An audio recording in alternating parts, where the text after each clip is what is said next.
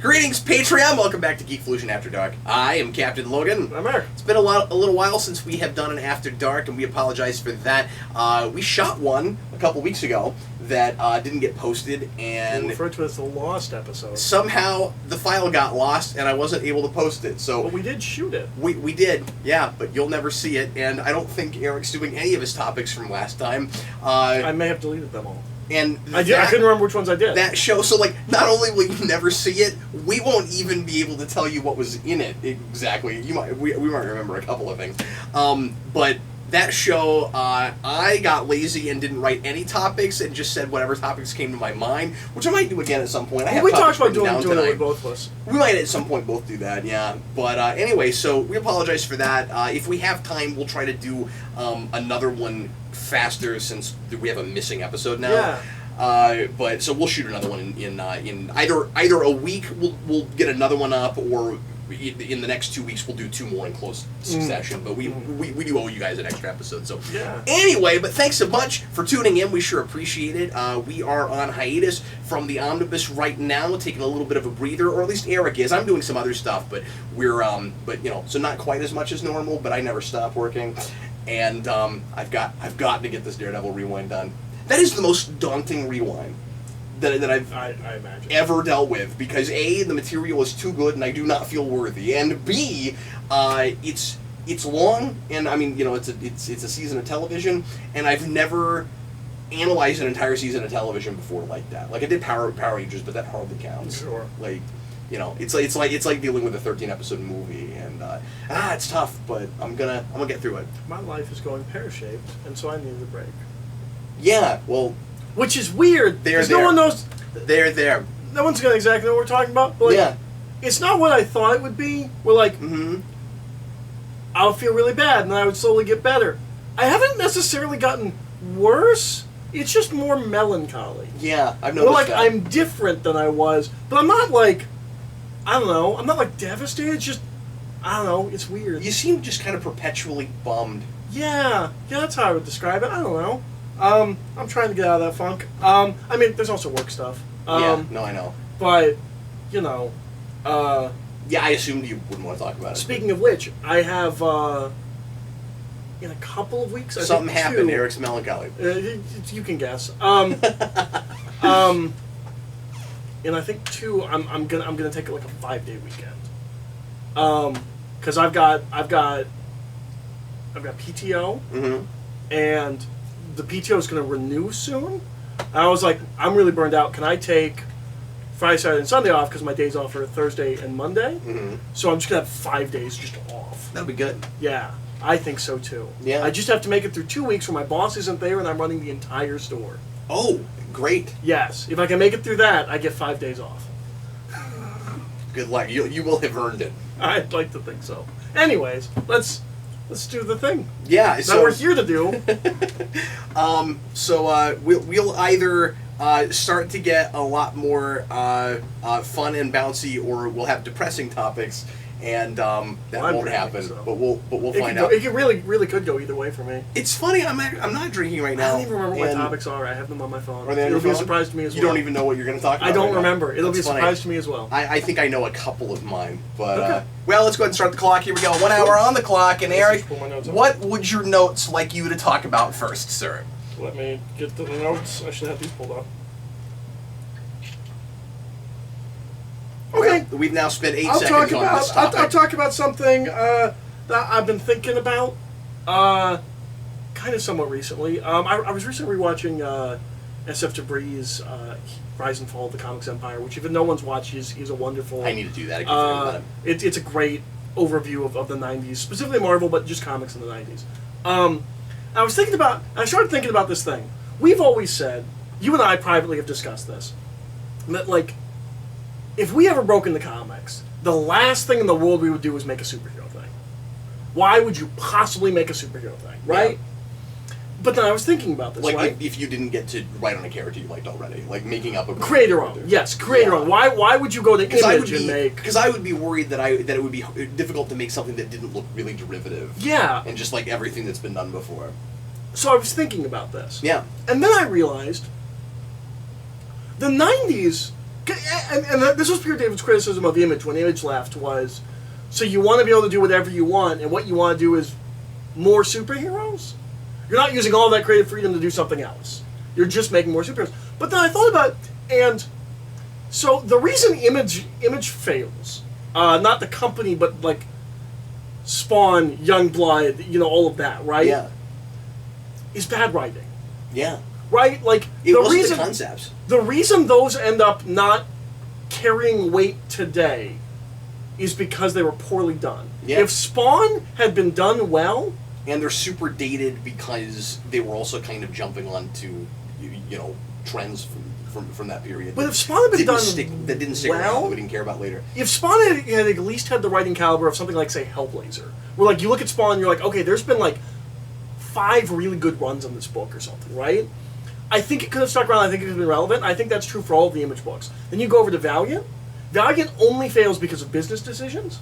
It did have a very dedicated fan base, and it was written well. And the books were better. Yeah. And the books were better. The art wasn't as good, but the books were better. And so it kind of, it's all financial things. It's all corporate behind the scenes. That company just ceases existing. Mm-hmm. But it has come back, and there's not a lot. There's not, relative to Marvel and DC, people that read Valiant, I get the impression probably read all of Valiant because their books are small enough you can do that, but they love it. Like, people love the new Valiant books. Like, anyone I've ever met that reads the new Valiant stuff is a hardcore fan of that. Yeah, I didn't know that. And then Malibu had the Ultraverse, which is also spoken of very well, and only goes away because Marvel buys Malibu solely for their coloring process. That's right. And then gets rid of... Shuts all that down. I think a third, a legitimate, or I guess fourth if you count Valiant, I think another superhero universe is actually viable.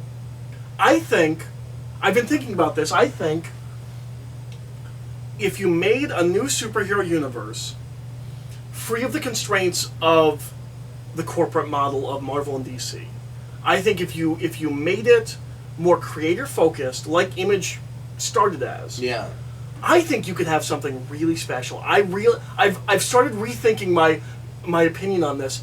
I think there is, especially with how Marvel is working right now, I think there is room for a very creator-driven comic book universe that doesn't.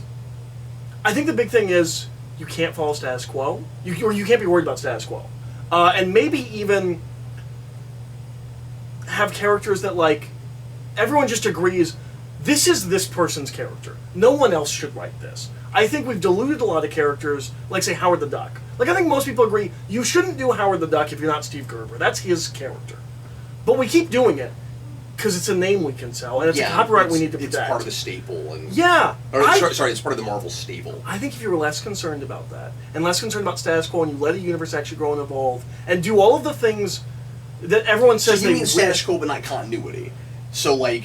Yes. So pay attention to stuff that happens in other people's books and try not to go against something that somebody else said. Yeah. I'm not saying all of your superheroes are set in New York, blow up New York, and then make all the other books deal with it, or all the other books don't acknowledge it. But I think you could make a superhero universe. I just thought it was important to mention the distinction because someone might hear status quo and you're really building a universe that way. No, Eric means you can keep changing status quo. Yeah, I think if you did that, I think if you made a superhero universe with all the handcuffs off, and just let creators be creators, I think you could really. I'm not that's saying what the big two aren't really doing right now. Yes, and they're always stuck in a holding pattern. Isn't that the biggest complaint about superhero comics? Is what is the point in telling these stories? And so many comic book stories, or so many superhero stories at this point, I think have become commentaries on the fact that these characters' lives never change. I've read a number of books now where I feel like the big statement is a meta statement about how their lives don't actually progress. Yeah, exactly. Yeah, and all of the like editorial and writer stuff that happens for business reasons that would affect the world if it was real, so we have to comment on that. Mm-hmm. And that can be clever and interesting, certainly. That was what Blackest Night was. All these characters die and come back to life. Let's tell a story about it. This actually affects people's lives. Yeah. We don't think about death the way we did when we thought that death was the end. Which would be a great thing in a company that wasn't DC, where the resolution is death No more. No one's coming back ever again. Yeah. Dead means dead now. Oh, but we're rebooting in 2 months, so it doesn't actually. So yeah, if you did this, and again, Eric's talking create our own independent, a brand new company or from a company Well, that could maybe be exists already. completely create your own because you wouldn't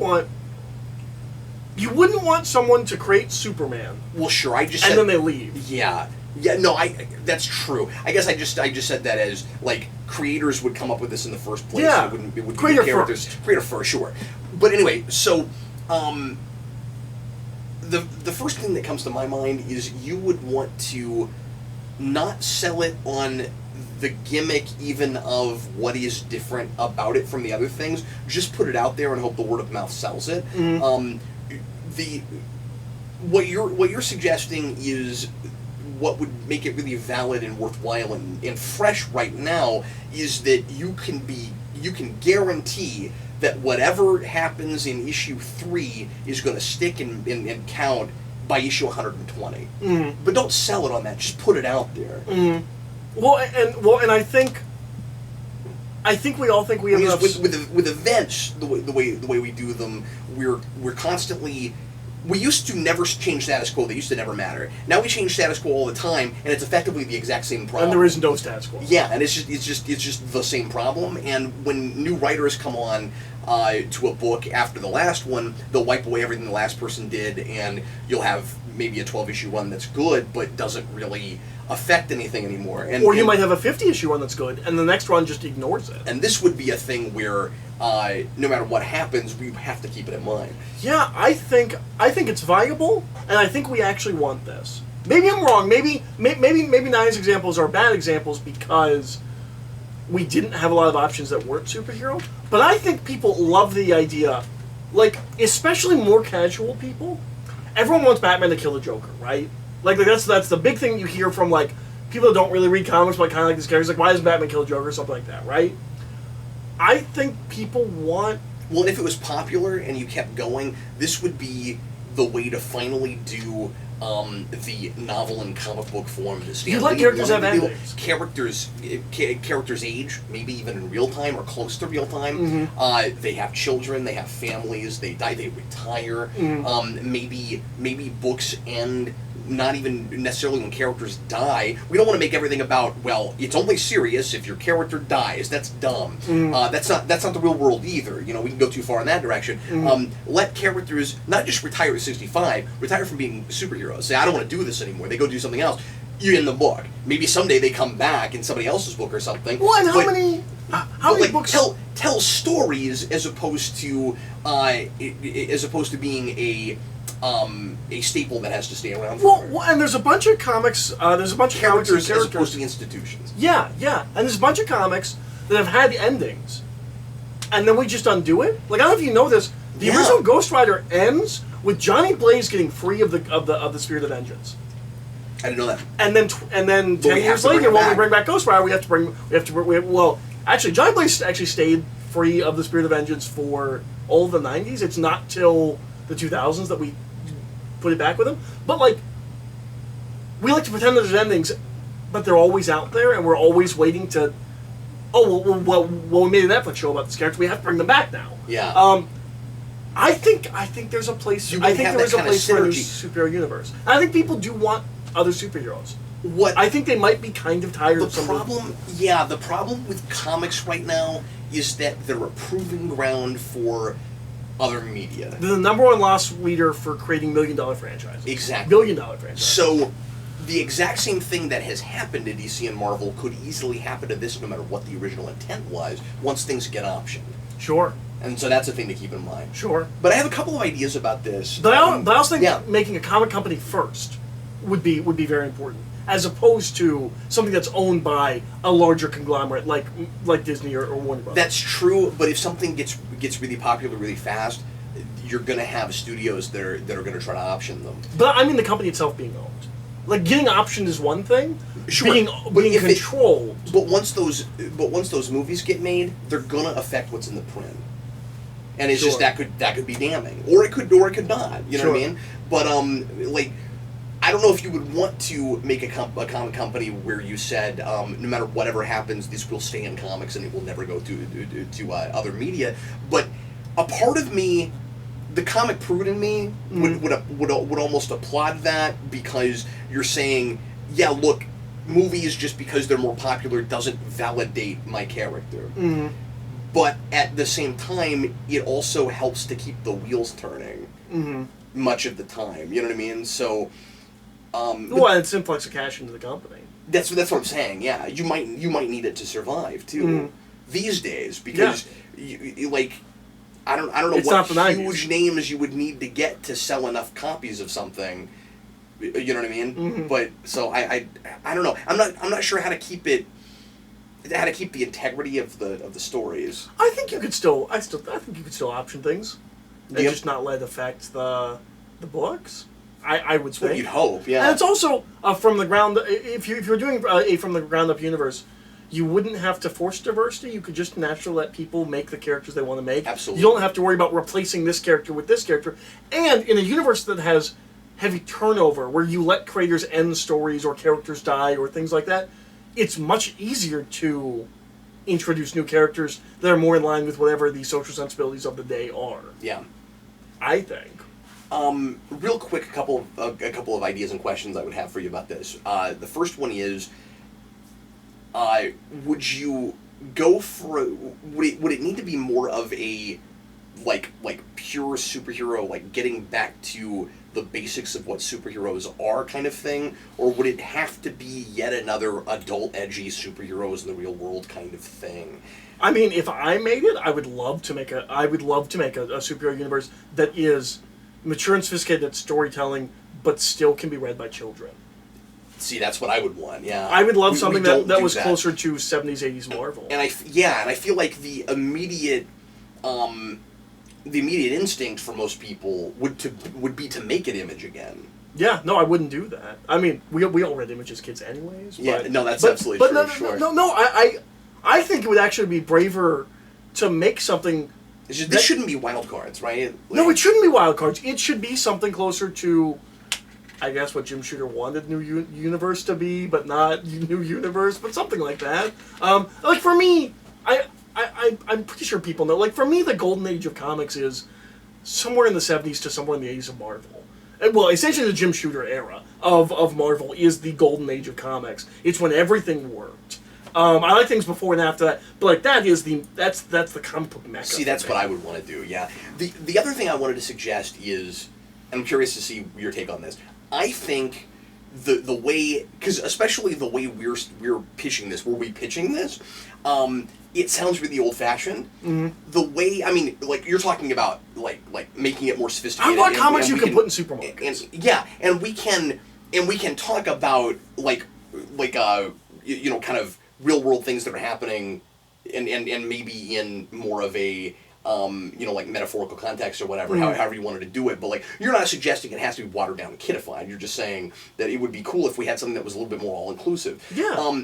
But have sex implied off screen. Sure. Yeah. But one of the great things about old Marvel but violence comics, with consequences and death and because one of the great things about comics, Spider-Man had, Well, one of the great things I think about comics that nobody really paid attention to was that while we had the comics code, comics were always more adult than anything else we were feeding our children. Yeah. Because it did allow for death and drug use, and not necessarily like drug use, you know what I mean? But like the Spider-Man drug issues, right? Where like we could do things like that you would never do in... Or even just collateral damage. You try to save your girlfriend, she dies anyway. Yeah, things you wouldn't do in something like, Captain Planet or Thundar or something like that. Well, what I was going to say is, I think the way... Yeah, you're absolutely right. I think the way... one of the big ways that you modernize this and make it for a contemporary audience, this is the place where you implement our idea of changing the mode of how the comics are produced. This is where you put them out by season, or you even make them all graphic novels in the first place. Yeah. I think you don't even go month to month. They're all hardcovers. They're all 120-page... books, and maybe one comes out a month, and they're all a bunch of different things. And instead of a series, you have sequels. Yeah. You make them like movies. Yeah. That's what I would do. No, I agree. I think that could sell really well, and it would be more eye catching. You could do like really cool glossy covers, and you wouldn't have the gimmicks of variant covers and holofoil and all that kind of stuff. It would just look really cool in the first place. Yeah. Yeah. No. I think there's a viable superhero company, and there's like a definitive order in which to read them. Even if you have like 35 different characters. And they go on your shelf in a certain. They could be numbered from the beginning. The whole universe. Yeah. Yeah. I mean, nothing cool. like that has ever been done. No. I mean, that could be really cool. And nobody would be confused about reading order or what versions of things to buy or this one shot was never collected. What if you did like a number at the top, number at the bottom? Yeah. Where, like if you were just reading one character, the number's at the top. This is Batman 3, but it's DC Universe 7. Yeah. Well, and that's that numbering scheme.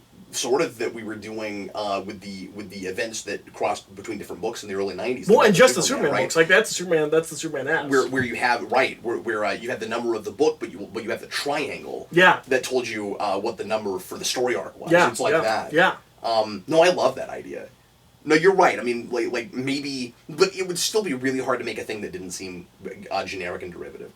Yeah. Especially if you're trying to go for the mainstream. Absolutely. You just have to have the right people. Well, and the thing that you would be able to get, I think, is you could have something that from the ground up doesn't have to feel like it's trying to recontextualize or remodernize something for the current day. You could have something that exists in today right now, and it could end. You don't have to worry about, well, how do we keep making this relevant? In 10 years, that story's done, and we're making something else. Yeah, that's right. You would need an ultimate universe of this. It would perpetually create that. Yeah. Eric, I guess I'll go ahead and go on to my first topic. Sure, absolutely. We spent almost 20 minutes on mine. Quick, simple topic. I just need to pull up something to show you in order to do this, because I've not told you about this yet. Okay. I am seriously considering in a thing that I never thought I would do, and I can't tell how my wife feels about it. And we've talked about this on the show before, so I guess I'm kind of checking back in on this. Okay. I am seriously considering getting a tattoo. Oh yeah, we talked about that. Pretty seriously. And originally what I feel said... like we came up with a tattoo, but I can't remember what it was. I said, and this was on camera, this was on After Dark, and I think it might have been the second or third show. It might have been when we were talking about that lady that I wanted to ask about her tattoo. Yeah. But I didn't want to seem rude. Remember that? And you assumed that she would be angry if you asked her what a tattoo was. Right, because that drives people crazy, where it's like, I would constantly have... And then I'm like... It's a cool picture people are gonna ask, you know? If you're gonna wear a t-shirt all the time, which is essentially what having a tattoo is kind of like, right? Sure. Anyway, I said that if I ever got a tattoo, it might be the tick moon with a bite taken out of it. Yes. That was a notion. Yes, and then you told me about the Jurassic Park thing, right? Yeah, and I have found the definitive Velociraptor tattoo, and it's something like this. Is it that RoboCop Velociraptor? That one guy? No, I know that's really cool, but I like RoboCop. I don't know if I like RoboCop enough for that to be the thing. If I only got one tattoo, I get a tick Velociraptor. See, you've said that, and that just I can't even get my mind around it. I have a hard time picturing it. No, so. Let me set this up before I show you this picture, and I'll try to remember to put this in After Dark later so you guys can see it. If you even see this episode. Look, the red light is on. I'm going to edit it tomorrow. We should be okay. So that reminds me of another thing that I want to make sure and tell you about. That will be my next topic after this, and I completely forgot all about it. Filing it away. Anyway, I show my wife, and we had some family over, and I was talking to Sarah's sister Rachel about tattoos, and I showed her a picture, bless you again, of a Velociraptor tattoo that I thought looked really cool, and that I was thinking about getting something like it. It was just kind of a realistic looking Velociraptor with his mouth open. I think it was blue. I think it was like a blue tattoo, and blue from Jurassic World. Mm-hmm. And then Sarah describes a tattoo that sounded amazing. And then I found almost precisely what she described, and was like, well, if it's the one my wife came up with, and I'm not sure how she even feels about me getting a tattoo, if I got one, that would be the one, right? She described a Velociraptor opening a door and coming through a door, like they do at the end of Jurassic Park, and I found that tattoo. That's pretty great. And it's awesome. And it says, unless they've figured out how to open doors. I don't know if I would do it with the text. I don't know if I want that kind of tattoo, with like the ribbons. I don't know if I want that. But just at least the Velociraptor coming out of the door. If I do it, I think that might be the one. You know what I would do? Yeah? Different? Yeah. I would make the door flesh as if he's coming out of your leg. Oh, that's creepy. That's weird. But interesting. That's cool though, right? You know, it is cool. And he's got like the exact, or she. They're all girls. Yeah. But she's got the same facial expression that she does when she comes out of the door in that movie. That's like, larger and more colorful than I would ever want to get. Oh, Like me really? personally. Well, I think I've talked about if I got a tattoo, I know exactly. Unless I got the Cobra we think about this differently and because Rashikage tattoo. yeah, but no, yeah, which is great. But no, like legitimately, like, if I got a tattoo, I would get a tattoo right here on my neck. It would be the demon brand from Berserk, and that's about as far as I would go. Like color, ostentatiousness. I wouldn't want that. Like, I'm not saying you shouldn't get it, but I'm saying that is exactly the kind of tattoo I would never want. Okay, because it's real big and colorful, and it's there forever. Yeah. How long are you going to love Velociraptors? Have you ever thought about that? What if they came back? What if they started murdering people? And now you have an emblem to them on your body. Well, that might make me safe. They might be like, that guy likes us. Yeah, yeah. And no, actually, you're just giving fuel to my fire, honestly.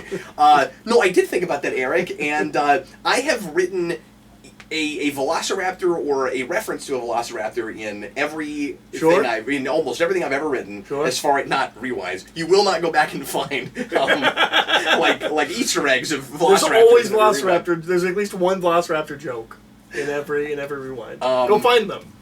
No, if people thought I would get a tattoo just based on rewind, they would think it would be some kind of food metaphor. Sure. But anyway, so the first kind of novella link thing I ever wrote had a talking Velociraptor in it, and that goes back well over 20 years. Sure. So I'm not really concerned that my love for I may not be on the Jurassic Park kick I've been on lately in the same way forever. Yeah, sure.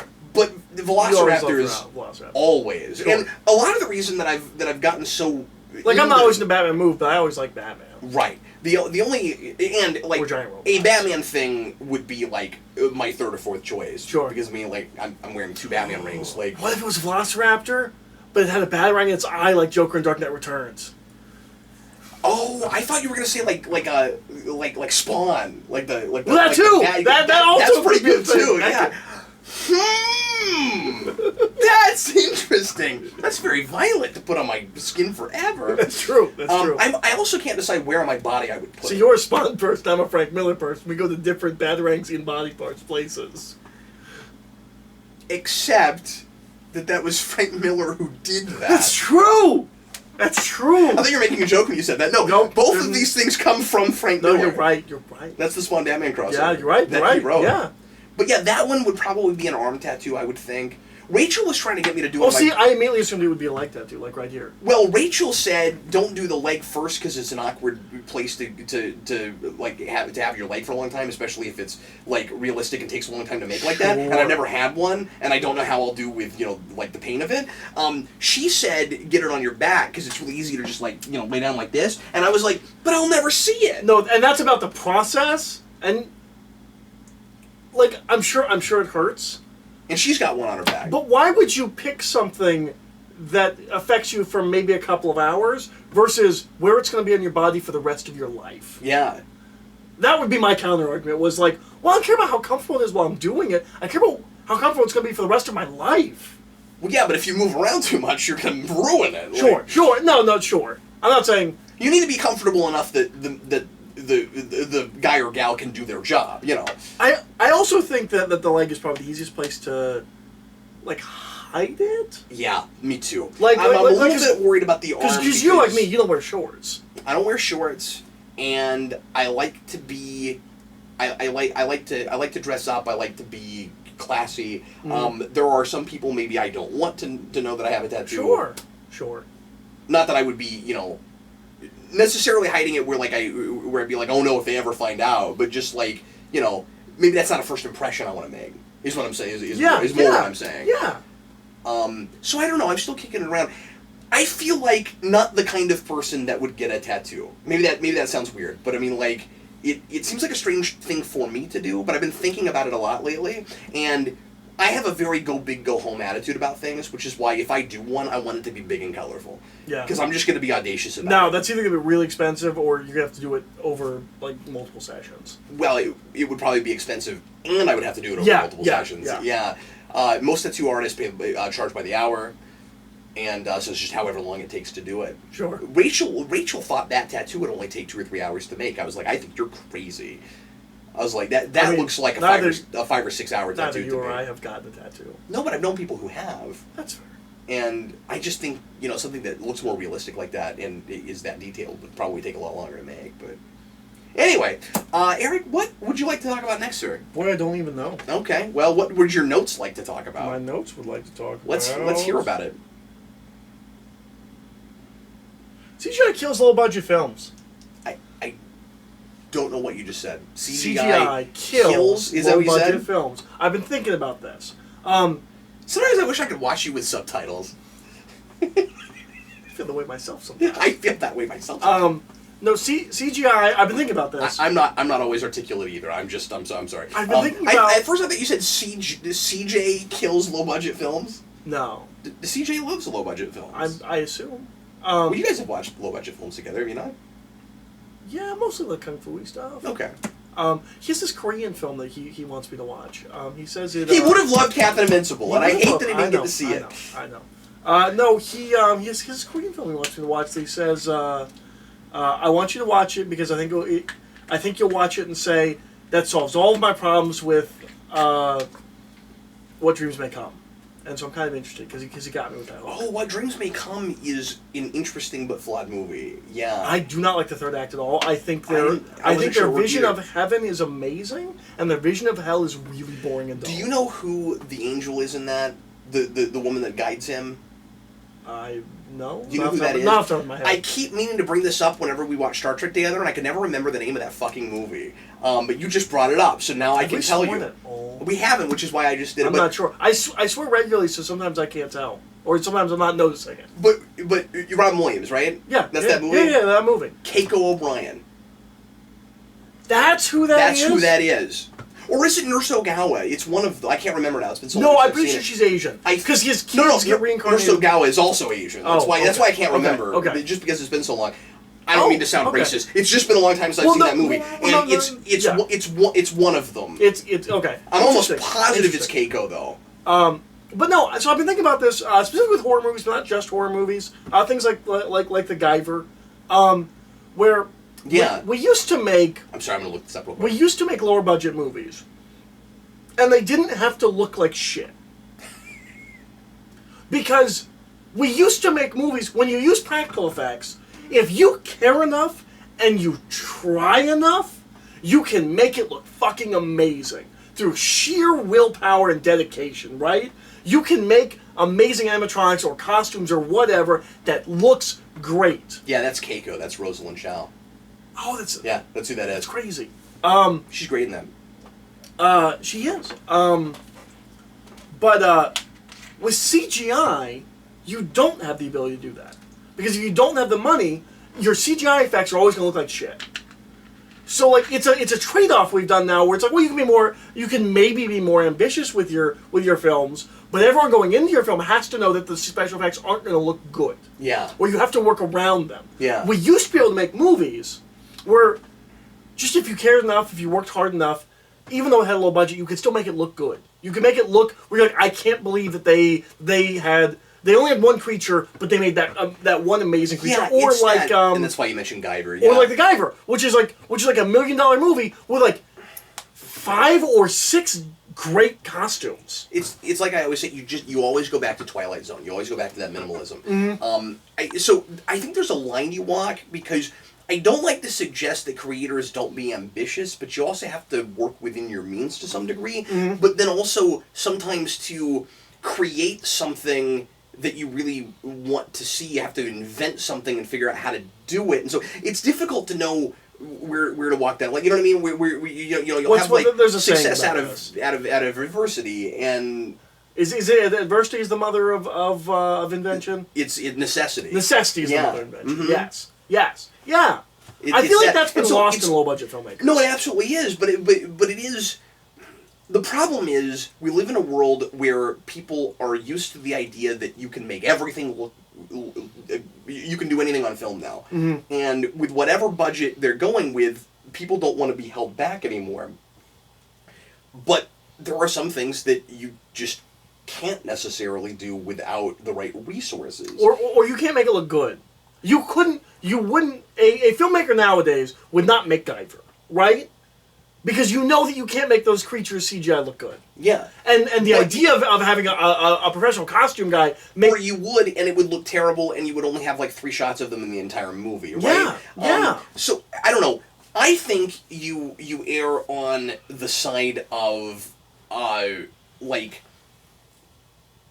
doing the best you can with what you have. So you might not be able to realize it in all of its glory, but that doesn't mean that you can't do it and make it look as good as you can. You just, like I said, you work within your means. So you do like what Flash did with King Shark. He's just always in shadow. He's just always at night, and because if they put that in the day, it's going to look terrible, right? So like you just know what you have, and you work within that. But I feel like we used to be able to make better products because we weren't so reliant on CGI. We didn't have to worry about. We used to be. I agree with that too, but what I don't understand is why smaller films feel the need to always go to computers. Yeah. Because why there are don't you things make that- more practical effects? If you want something to look really textured, why don't you just build the damn thing? Yeah. Well, and like. I'm sorry. I feel like maybe we're sort of talking about two different things right now. I got off on a minimalism tangent. Sure. And you're just talking about why are we overly reliant on computers? Well, and just that.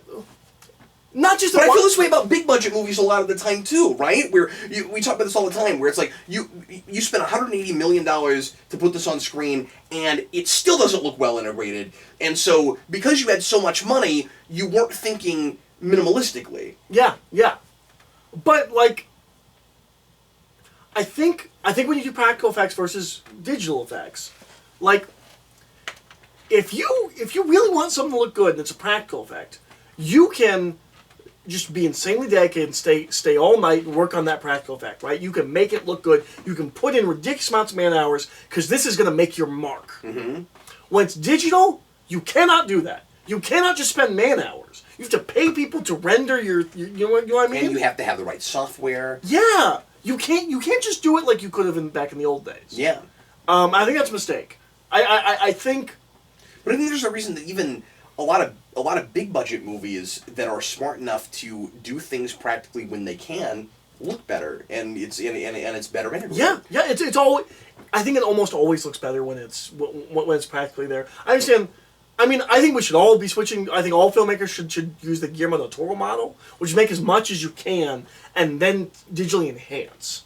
I think that is the best model. Yeah, and Nolan did that. Yeah, Nolan did that, and yeah, no, I think that is the way to do it because what you have now I think is even Guardians, like as much stuff as they could do practically, they did practically. they did a lot of like physical makeup jobs and things like that. Yeah, What and you they have, build their stats. And, Yeah. What you have is things where like Infinity and War. that's the difference between current Star Wars and the prequels, right? Because they are building again. Yeah. Because But- our issue with Last Jedi was not what that movie looks like, man. No, it looks great. It looks great. But it's like you look at something like Infinity War, and you're like, 90% of this movie looks really good. But then you have Bruce There's some Banner in the weird- Iron Man armor. There's some weird dodgy CG in that movie, and I agree with people that say that it's really inconsistent. It's very effects in that inconsistent. movie. It's almost like they took an anime principle to it, where like they thought about because anime does this where they'll cheap out in certain scenes, but the scenes you're going to remember, they put all the money into those scenes. That's almost how Infinity War seems to have been made, where it's like we're going to make the important scenes look as good as they possibly can, and we might jump, we might skirt around on some of the less. It also important looks things. to me like I don't know how much that has to do with money and how much of it has to do with different approaches. That movie looks like it was made by 6 different teams, because it kind of was. Sure, yeah. I think it might have more to do with that. Yeah. I don't know how that dices out with the special effects at the end of the day. Mm-hmm. You know, it's probably really helpful for them. They have 2 directors. Yeah. I bet you some of them take some of that stuff and some of them take the other. I wonder about that. I mean, I don't usually assume that, but on a film that large with that many different casts and locations, I wouldn't assume that even with that movie, but maybe. Maybe, I don't know. I would think it would be more likely that that there's a lot more second unit. That there's a lot of stuff that neither of them were there for. That's unfortunate. Yeah. Do you have a second topic? I do. So Eric, what if you just said no? What if you just like no? I don't have a second topic. Look, it's after dark. I can do whatever the hell I want, and if I want, My second topic is how about you shut the fuck up for 10 minutes? For 10 minutes. The clock starts now, son. Eric, forgive me if I already told you about this, but I don't think I did. It may have been in the last one that we lost. No, this was recent. There's a funny story about a thing that happened with our social media with YouTube, and I wanted to tell you about it. And if you already know about it, let me tell a Patreon about it. Say when. Because it's really funny, and I don't think a lot of people know about it. So we have a community feed, of course, like every YouTube channel on YouTube. And for the longest time, I used to just post our social media on Facebook and Twitter. And I finally got wise and went, if I posted the same post to especially YouTube, when we're doing live videos. Yeah, so that everybody knows when things are happening. I do it for the playlist for the Omnibus now because people miss that. They don't see that the playlist went up live and things like that. One day, so I've been posting things more recently, and they get seen, and sometimes a lot more than they get seen even on Facebook and Twitter because it goes to our entire audience and not just the couple thousand people that makes sense. that chose to go to Facebook and Twitter. Okay, so one day, so you know how? By the way, this is a brand new phone. I just got a new phone. My old phone was doing really weird things on me, as Eric can attest to. It was like FaceTiming people at random, and it was playing old. There was YouTube a day where videos. you FaceTimed me like 4 times. Did I really? In a row. I feel really bad about that. I'm sorry, Eric. And like, I was like, I'm sure this isn't important. If it was important, he'd call me. There's no way he's FaceTiming me about something important. Eric, answer the damn FaceTime. The house on fire, man. The house is on fire. I'd feel really bad if that was the case, but I assume you wouldn't FaceTime me for that. You'd be like, look, I'm sorry that all your stuff went up in flames. Are the kids okay? The kids are okay? Okay, good. Why did you FaceTime? You fucking idiot. Call me next time. Anyway, so, maybe call the store if I'm not picking up the phone. You idiot. Yeah, you dummy. The theoretical version of me in this house burning scenario is You were really dumb. real moron, this guy. And why are you calling me? How am I going to help? I just thought you might want to know. I mean, your stuff's here too. That's true. So, why burned all are you around calling my me? room? Just like the flood, it just stops at my door. When this actually happens? I said when. When this actually happens? I'm not going to call Eric. I'm not going to tell him about it. And he's going to call me. Why did you call me? I'm like, because you acted like it would be dumb if I did. What? You said why? Calling. Text! If I don't pick up immediately, just text. Like, hey, by the way, the house is on fire. If you want to come home, you might want to come home. If you have anything important in the house, you need to smuggle out. Why would you call me? I live there. Anyway, one day, in my pocket, like I'm at the hospital. After Michael's born, I hear Malik in my pocket. Cap! Did you mean to call me? So this happened with Brandon a few times. Cap, I think your phone is randomly FaceTiming me again. It also plays only his videos. It only plays my videos. It seems really self-indulgent. It's weird, and often it's just your Cap talking in his pocket. All the time, I'm hearing myself talking. I thought I was schizophrenic, and like it's always obscure old videos that I forgot I made, and then YouTube could have been on another video that was completely unrelated, and you'd think that it would go to one of the related videos underneath it. No, always one of my videos, and I don't know how it possibly could have linked to it. Eric, it did a thing that I absolutely cannot explain. That's weird. Don't completely understand how that happens. This I cannot explain. Do you know about this? Okay. No, you didn't tell me about this. I've been in my room a lot. It posted a... With the melancholy earlier. As mentioned earlier. There. It posted a sentence, right, that I never thought that I... A whole sentence, like a coherent, grammatically correct sentence. I mean, it's a short sentence. It's 5 words. It has no punctuation, which is part of how I know that I didn't write it. And it spells O with just an O and not an H. I never do that. I don't know how this happened. Maybe the only thing I can figure is that it somehow copied a comment that somebody else made somewhere and posted it on my YouTube. I mean, there's another possibility, but This is not in response to anything. The post was simply, "Oh yeah, that's true." Okay. Real quick, before you do that, I have to read you some of the replies. "Oh yeah, that's true. 19 thumbs up." I wish it was 19,000. Blue Hawk Film, Cap has the key to the secrets of the fabled Confefe. What is true? I think you may have skipped the chapter. I'm confused. You lie! I knew it. This is an astronaut misspelled. I knew it. I knew it was true. Wayne is boss. They figured it out. They cracked the code. This is it. Yeah, it was...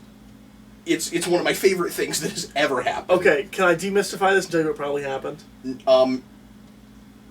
No, since that. Explain. Okay, so what do you think happened? Okay, you know how when you're texting and it suggests what you think you're going to type next? Mm-hmm. I think it did that 4 times. I doubt it. Okay. Because usually that's way more random. No, it's not, because it's built around what you normally type. So that is what it thinks you're going to say next. You can build a coherent... Like, I can do this right now. I can start typing something. It's not always coherent, though. And the other thing is, and I might be But sure enough, I think wrong, it could be. I might be remembering this wrong, but I thought earlier in the day that day, I had on my screen seen that comment responded to something somewhere. Okay. Like it copied it. But I don't know if I'm remembering that correctly. The movie isn't even a lot of fun, is what I got. From just hitting the middle, what it thinks you're going to say next. I like that a lot. Did you start with a word? I start with the. You started with a word? I typed the, and I got the movie isn't even a lot of fun. I'm going to try that too. That's really funny. Okay, here, we'll do that. We'll do that with mine. The movie isn't even a lot of fun. Yeah, so that's appropriate. It just started typing a review. Let's see if mine types a review. Okay, the... And did you go with just the first one every time? Yep, just the middle one. I did space, word.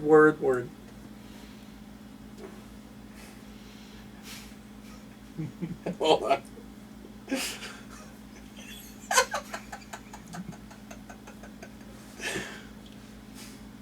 I'm gonna keep going. You're just gonna see how long it goes. Yes, 1 second. Oh, it got circular. It got circular. The first thing you write is the fact that you have to be a good head on their own philosophies. And you probably will have to be a good head on their own philosophies.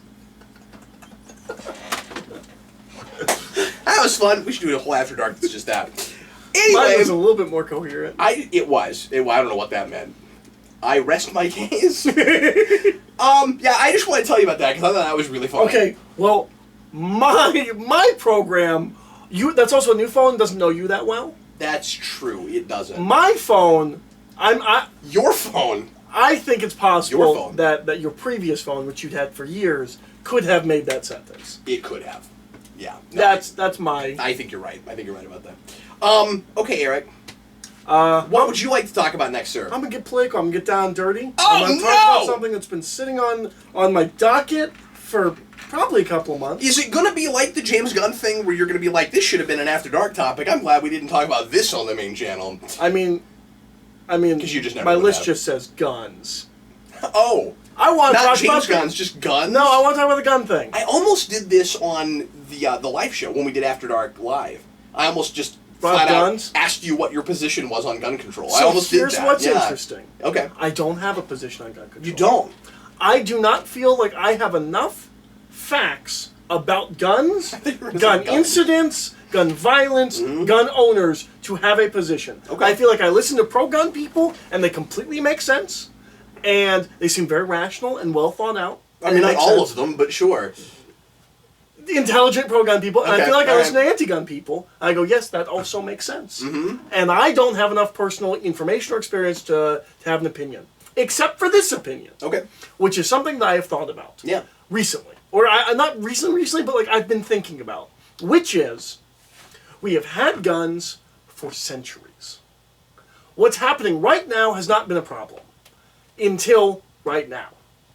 And we had automatics at least going back to, I think, World War II, if not World War I. So, like, this is not a new... It's not like all of a sudden we have these new guns that just spray and fire and, like, now it's a problem. No, what people do, what people on the anti-gun side tend to say is that it's a problem with our attitude about guns. Okay.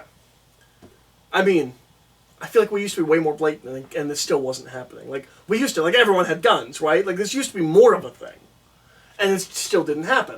So I've had this thought that maybe perhaps the issue is not guns. Maybe we shouldn't be talking about whether or not we should be regulating guns. Maybe we should put that on the back burner. Maybe we should actually be having a conversation of what the fuck changed? Yeah. What happened? Yeah. Something's different now than it was in 1975. Yeah, no, that's right. What changed? Maybe we should stop trying to regulate guns and figure out what the fuck we've been doing that's changed, right? Isn't that irrational? If I have to talk about my opinions on this... You don't have to. I don't have opinions except for this one. Yeah. I would argue you can sort of do both. Okay. I would argue that there are common sense regulations that maybe we don't have. Sure. There are just common sense. There are... I agree with people that say that there are more background checks and things. It's been too easy for mentally disturbed people to get their hands on guns legally. No, I think that's fair. And that's the problem I have with it. That's nothing at all about how many guns a person should be able to own or what how many accessories they can be able to put on they them. should have that kind of thing. I mean, we can talk about the semi-automatic and automatic thing all day long. Sure. Whatever. We can. I mean, we can't. Like, we don't know anything about guns. No, sir. But I mean, like, I'm just saying, you can get nitty gritty, you can hash it out, and everybody has some kind of a line, right? Yeah. But I think it is silly to say, and I think you're absolutely right that there is an underlying problem and something about the psychology about it in this country. Something culturally has happened. Yeah, but it's culturally and it's American culturally because this is not the same in other countries. That we know. Do any other countries have as lenient a gun laws as we do? Because most countries I'm aware of have a very strong stance. Like England has no guns. Right. And Japan has no guns. But a lot of them also tend to not fetishize and be as interested in guns as we are. But part of that is because they've had those laws for as long as they have. Mm. But you're talking about places where people can still get them. It's not like they're completely illegal. You can't get a gun at all. I thought you couldn't get a gun in England. Well, that might... I don't know. Okay. I don't know. I was pretty sure, at least Japan and England, This is not a topic I'm super comfortable with, but... You can't have guns. I'm pretty sure you can't have guns. I've looked into some of this a little bit, but I feel the same way you do, where I've not done enough research which is talk about it. That's because the argument that the gun owners always have, or a argument the gun owners have, is that, well, if you take away our guns, the only people that have guns is bad people. And that, to my understanding, is the way it is in England and Japan, is that, like, the Yakuza have guns. But there are no hunters that have guns. You know what I mean? That's my understanding. Again, I'm not an expert, and I would never claim to be. And then the question that you have to ask, and the argument you have to have, is whether or not the good people that don't have guns would be safer if they did. That's then the argument that you have to have. Which is always the argument. Whatever side you land on with that. The most predominant pro-gun argument I've ever heard is, but if we have guns, we can protect ourselves from the not good people that have guns. Right. I hear that a lot. Right. I think that's a flawed argument because statistically, generally speaking, what we've seen, this is a thing I've looked at a little bit.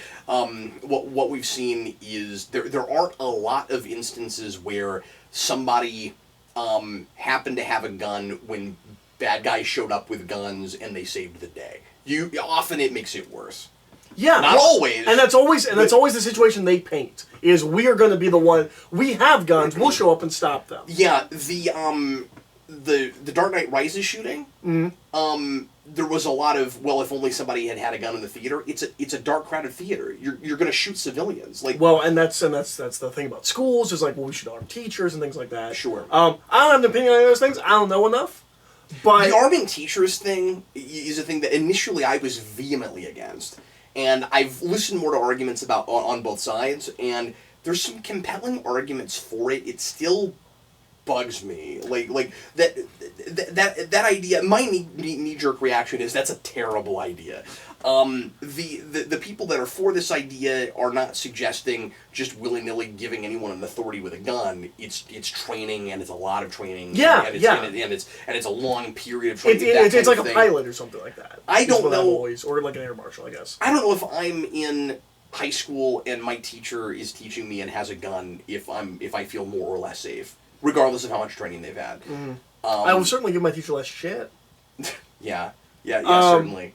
Okay, so I have two final points. One is is jumping off of that, and one is also maybe a conclusionary statement, a hypothesis, if you will, of like what's wrong with us. Yeah. What's changed? Mm-hmm. So I don't have an opinion on guns or gun laws.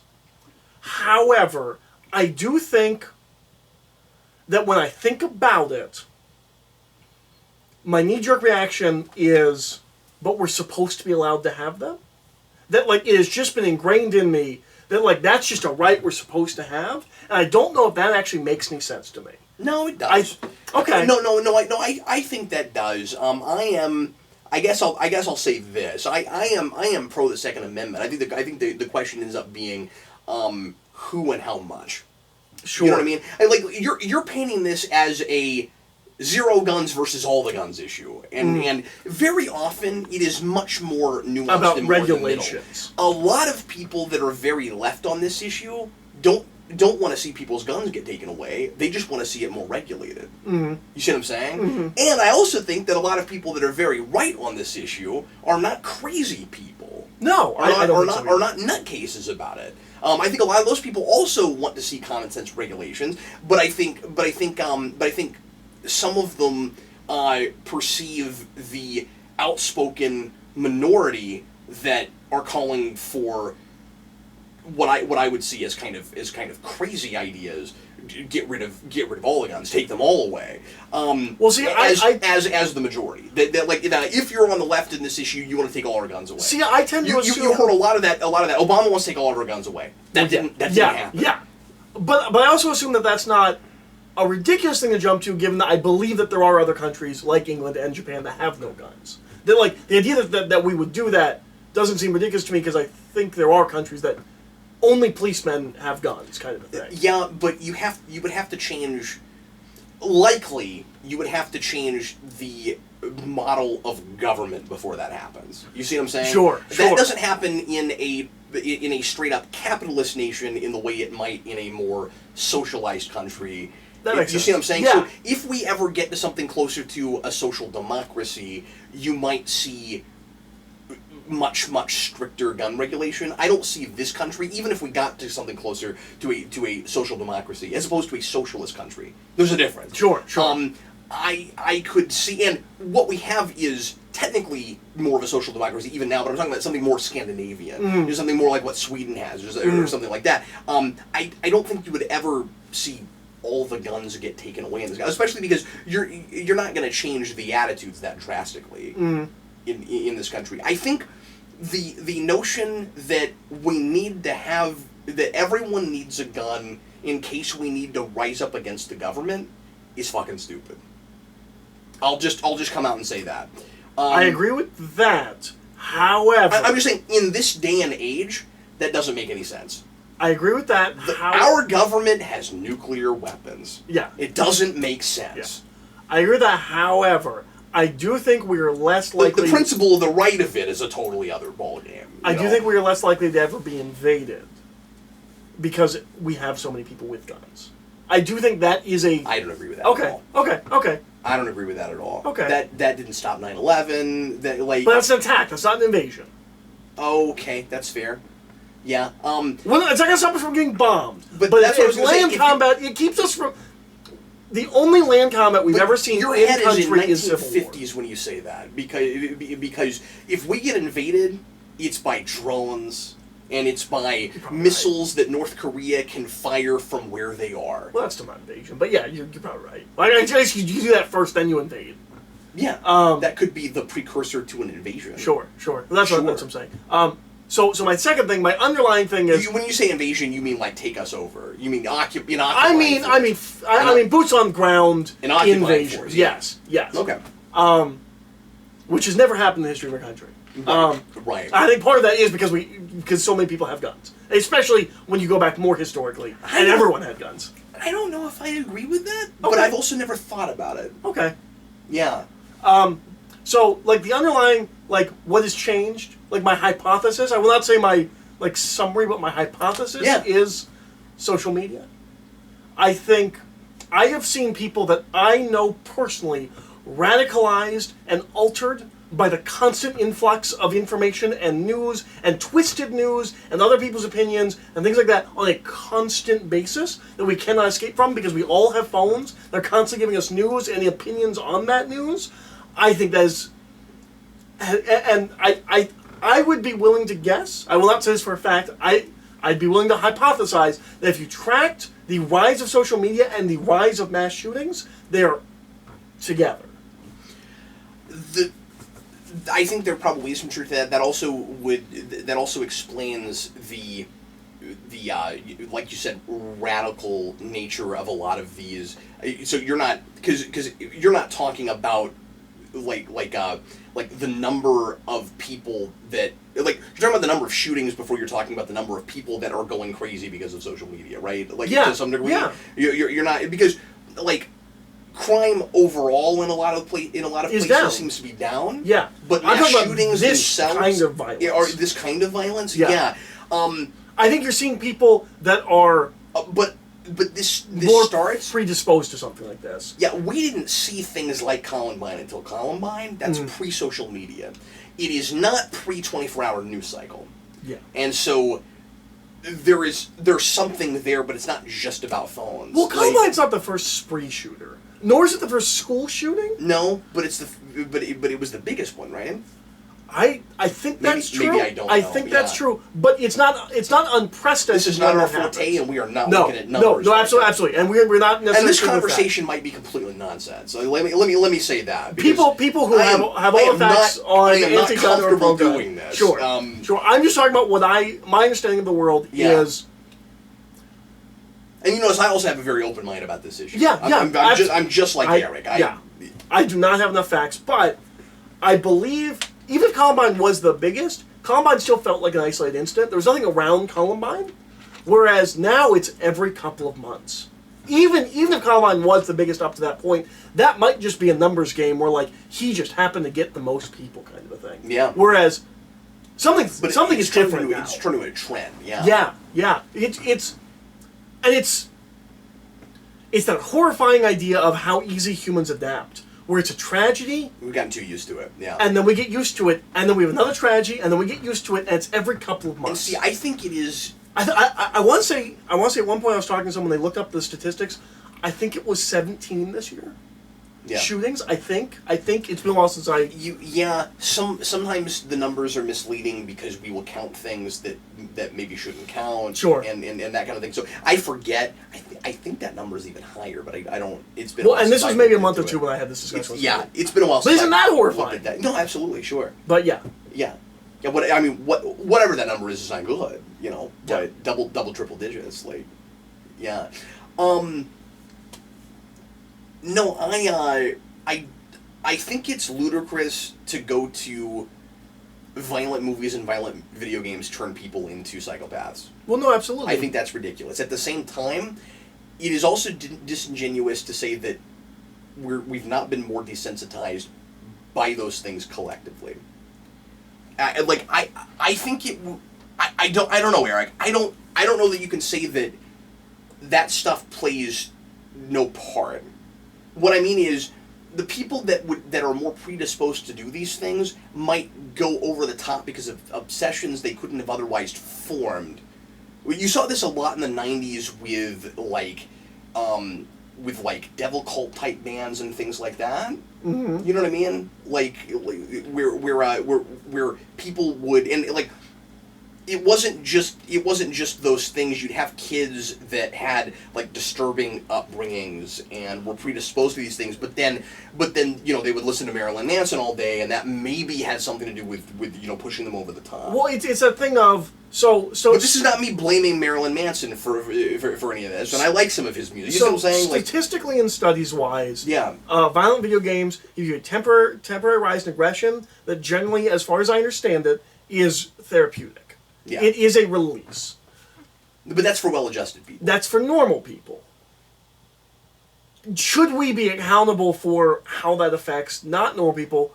And I mean, I mean, a lot of these people. I don't know, but if we're not, it could be a problem that simply can't be solved by changing the psychology in any way. Mm-hmm. And that's the thing I kind of worry about. But we've always had like splatter books, like back when people read. Yeah. We published a lot of very violent like men's stories kind of things, right? Is it different when it looks more real though? But it's in your head. Yeah. Is that better or worse? I don't know. I don't know either. Yeah. I don't know. I don't have answers. All I know to do is look at trends in the culture and other things that could be related that have also That's changed. true. That's true. That's true. all. That's because all we're I know not to, having these shootings in the that's 70s. all I know to do. And Yeah. what did we Yeah. not have then that we have now? Yeah. Yeah. No, So, and like, I think that's fair. I always hesitate to bring that up because people immediately go, "Oh, you think that violent video games immediately turn kids into killers?" I mean, like, violent video games don't turn kids into killers, but it might make kids predisposed to killing more so. Is that fair? That's what I'm suggesting. With a maybe on, like a very firm maybe? Yeah, sure. Is that a possibility that you and I will not be affected by violent video games, but someone that is more likely to be affected by violent video games is more so? We may be affected, we just won't be affected in that way. Yeah, that's what I mean. Yeah, sure. That's what I mean. It's not going to drive us to kill, but someone that might be more disposed to killing, could it affect them worse? I worry that because of some of the things that I've taken in over the years, that violence doesn't bother me the way it maybe ought to. The thing I've always heard about that is that that's not true the second you're exposed to real violence. Like soldiers, talk like I want to say I've heard soldiers talk about like playing video games is not the same as killing a man because it's just no matter how realistic graphics are or the movies are or whatever. Yeah, and then you can only know until it's happened to you. Yeah, but I want to say I have seen interviews or spoken with soldiers that have said it's not. I mean, I've definitely spoken with soldiers, at least one. Yeah, who was like, it's not the same thing. Like, no matter how desensitized you are to fake violence, it does not make you desensitized to actually murdering someone. That is what I have been told. But again, I mean, and this is the thing that I think we always forget with anything, with everything. Here's the thing. It may not make. Let me say this real quick. Yeah. It may not make you like less sensitive to it if you saw it in person, but it might help to make you less sensitive to hearing about it. Sure. You see what I'm saying? Sure. Like violence as an idea maybe doesn't bother us the way it ought to. Mm-hmm. You remember in the rewind with Kick-Ass how I kind of struggled about that, where I was like, I was like, is it okay that we're reveling in this the way that we are? And I mean, I think it is, Yeah. but I watch a lot of things that do that. I mean, this is the question that's plagued horror movies its entire existence. Right? I just don't know. Yeah. I will never have a good answer for this. But I think it is important to note, and I think this is a thing that gets lost and gets forgotten all the time, and is misreported all the time, is if I've seen people talk about, or I've personally spoken with people that say, this is how it is, right? This is, I was a soldier, and I wasn't. I'm saying, in character, I was a soldier, and I can tell you 100% violent video games do not, or violent movies or whatever, do not prepare you for actual real violence. I think a lot of times we like to take an account like that and say, see, look, soldiers say... Yeah. That's not everyone. That's Yeah. not, right? Like, I think we always take, well, we interviewed 5 people, and 5 people said this. Therefore, every tailor says this about being a tailor. That's not a good sample set, obviously, yeah. But you know what I mean? Like, I feel like, but I feel like... Policemen say... Yeah, all policemen agree. It's like, well, even if most policemen agree, I can guarantee you it's probably not all policemen, right? Yeah. That speaks to how different things affect people differently. Yeah. Which I think is a thing that we like to pretend isn't true. Yeah. We like to pretend that we're all the same. Yeah. This is how this affects children. But children. A lot of different kinds of children. Which is why we're so defensive. Which is why I think, specifically geeks and people into these kinds of things, horror movie fans and people that play violent video games, of course, things like I love some of this stuff, but I want to be level-headed about it too. I think people like to immediately jump up and be like... I think we should check ourselves by asking the question. Yeah. I really do. But I think people immediately feel up and was like, well, studies say that this, and it doesn't affect most people. I think the answer for everything is always most people, right? If we can't agree on good and bad cholesterol, if we constantly have studies coming out back and forth, this much wine is good for you, this much wine is bad for you. We don't know if wine is good or bad for you. Well, Lewis Black has that bit where he just goes, is milk good or bad? Yeah. Maybe. How can we possibly understand? Like, that's actual hard biological science. How can we possibly have... For sure, factual answers about the human mind, I think which also, is ethereal and varied. I think also for some of those things, we've actually cracked the code and have a good sense of it, but we keep doing studies anyway because studies make someone money. And, and also marketing doesn't want you to know that we actually have the answers. That's if right. milk is actually bad for you, the milk companies will never let you know that. No, and we're listening to the milk companies before we're listening to doctors about whether or not we should be drinking milk. But that's a whole other conversation. Because who's paying those doctors? We haven't done the food thing on this show. Yeah, I might bring that up at some point. You have a whole book about it. I do. Yeah. But I'm saying, and so are you. Now you're making it sound like that whole book is about preaching about the dangers of the food industry right now. There's commentary, but that's not the whole book. Sure. I haven't gotten to read the book yet, so I don't know. I should give you a copy of that book. Anyway, well, folks, that's going to be it for us tonight. We had other topics, but we have already talked over an hour, so we will bring you some more of those topics next time.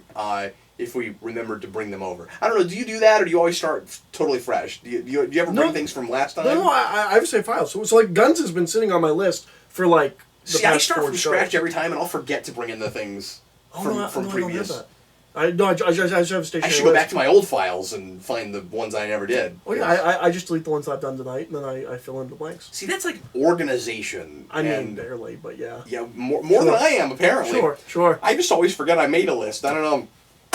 Anyway, I hope you guys enjoyed Geekvolution After Dark. Looking forward to reading your comments. And Eric will be Eric next time, going to do the show all by his lonesome. Eric and I will both be back in at least a couple weeks, if not sooner, with another one. Once again, we sure appreciate you. Eric and I also will be back in 4 weeks now for the next Geekvolution Omnibus.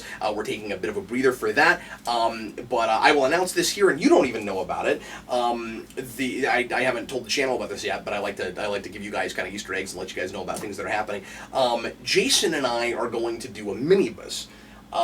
He and I are going to review a few things together and put together a playlist and put that up when the next omnibus would usually come up. So you are kind of going to get another omnibus, but it'll be a little bit shorter than normal. You should check with the laws about child. Yeah, have you seen that? Because if he has to record like 8 hours straight, that could put you some hot water. Well, it's not worked for him. You know, he's not thinking about it that way. Yeah. I'm hoping it's not any more than certainly hoping it's not any longer than that. But I don't ever want to make any promises about things like. No, I thought you were talking about. But how would you know this? Because you haven't uploaded videos lately yourself. YouTube has been apparently cracking down on with its many other things on how people use children in their videos. And when you upload, lately there's been a thing that says, "Are there children in your videos? In your video, like find out if you're breaking child labor laws." No, just terms of service for YouTube, where like they want to make sure that you're not putting kids in danger and things like that. Like apparently they're really concerned about that all of a sudden, and I had never heard about this before. Something must have happened, right? Like there was a video where like somebody was like, "Watch my kid drop off a cliff," and then like the kid drops off the cliff and splatters. It's like, oh no! Upload.